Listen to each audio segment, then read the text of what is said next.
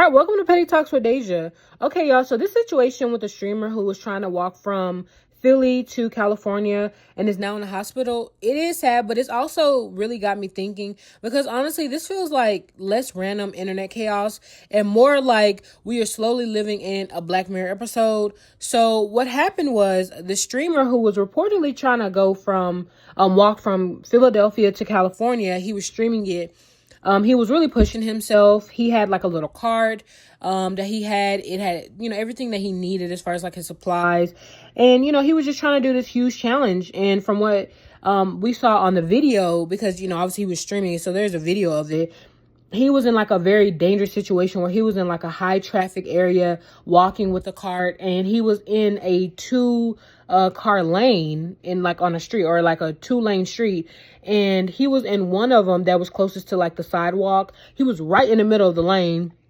A car pulls up behind him driving, and they're trying to stop. But the car behind that car, they can't stop in time. They end up hitting the car in front of him. And then that car in front of him, because, it just got hit, it hit him as a result. So he went flying.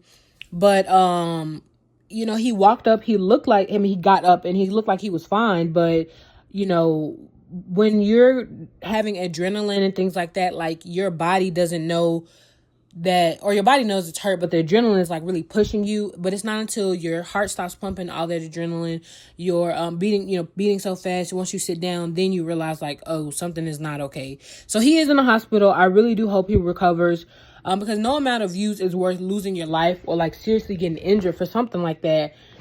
And this, like, as I was watching that, this really immediately reminded me of Black Mirror. I don't know if you guys remember, but Black Mirror was this show on Netflix where it just showed like this very bleak reality. And the thing that made it so entertaining but also scary was how accurate it was, showing our real lives, and things that, we were going through, like, at the time, things that, even still to this day are just like, well, it wasn't happening at that. Like, we could see it going in that direction, but now it's like we're really living this. But I want to talk about specifically the episode where the man's wife gets a brain tumor and she needs surgery. So the only way to because I think that the tumor was like inoperable or something like that. So there was a company and they were basically telling him like, well, they can't cut the tumor out and save her life because the surgery is too dangerous. But what we can do is we can upload her consciousness to the cloud. So just stay with me, okay, if you never watched it. But they can upload her consciousness to the cloud, and it was like this advanced technology. And of course, he wants to save his wife, so he's like, yeah, and it costs a lot, but he's like, yeah, I definitely want to do this. And at first, like, it sounds amazing. It was amazing. Like, the technology saved her, they were able to do things like she was the same person because they just uploaded her to the cloud and she was like his wife, but then they start imposing these limits where, for their anniversary, they want to go outside of, I think it was just like outside of their county. I don't think it was like, their state or anything like that. But after they get to a certain area or like reach a certain point, the wife shuts off. And it's like, what the hell is going on? He's like, what's going on with my wife? But they limit it to where you can go. And if you want to upgrade the plan, then you absolutely can. And that will allow her to go to the area. But of course, that costs extra, and then there are advertised, because she's a teacher. So whenever the student will say something to her, she would be repeating back to the student like a little ad, and she wouldn't know that she was doing it. And the ad was like very, it wasn't something that was appropriate for like a really young kid. And then also she would be very, very tired, so it was just like, this was supposed to fix it. But, he's trying to get like these updates and not these updates. He's trying to get like these upgraded programs and like things like that. But he just can't, he just can't make enough money because they didn't make enough money in the beginning. And then with her being out of work because she's tired and she's having to sleep all the time. And then also she gets suspended because she says like an ad to a kid that was like not helpful with whatever the kid was talking about. Like, it was just basically they were going through it financially. So he ended up actually losing his job because of that as well. But his resolution was, you know what, I'm gonna go ahead and I'm gonna start streaming. And he starts doing these like humiliating things. It was like a website where you just kind of put yourself on there. It was kind of like a mix between like OnlyFans and like regular streamers where they just do like this really dumb stuff. But he was like, it was like drink your own pee for $50, like pull your tooth out for like $100, like just doing all these very humiliating things for money. People basically paid him to like hurt himself, embarrass himself, to push his body, and everything like he thinks he's done, he has to do more because his wife, you know, needs more money. So if you, you know, were able to like, you know, get through that part, then you kind of understand what I'm saying.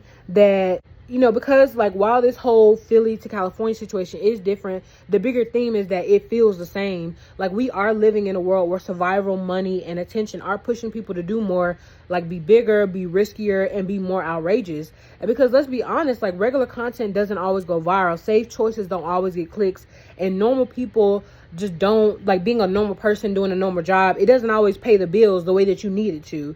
Like, so people start asking like, what's the craziest thing that I can do, you know, and instead of like, what's the safest way to do this, because we don't have that option. And because like when life gets more expensive and opportunities feel limited, people absolutely start doing more unconventional things for money. It's not always because they're reckless, but sometimes they have to genuinely feel like, you know, this is something I need to do to like make sure I'm okay, to make sure my family is okay.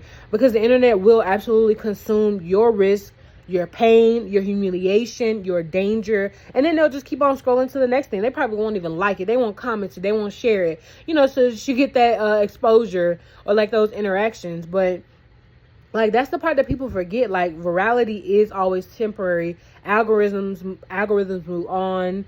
But like the injuries that you get from this kind of stuff, the trauma, the loss, that stuff, it stays. And I really think that people, you know, they're gonna start doing more of this, like they already are, but we're gonna start seeing more of this, like more people getting hurt, more dangerous stunts, more extreme like challenges, people pushing themselves way too far, because attention, it definitely has become a currency. But, you know, honestly, this whole situation, like, it isn't just sad. It just feels like a warning, because when society keeps rewarding extremes and survival keeps getting harder, more people are going to start treating themselves like content before they treat themselves like human beings.